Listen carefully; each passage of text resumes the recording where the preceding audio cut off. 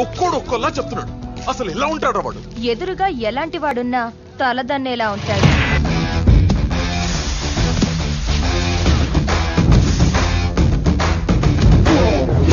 వాడి blood వాళ్ళగే B negative.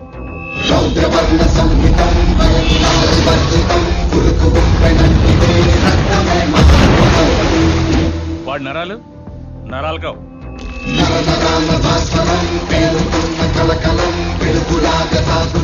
High tension వైర్లు.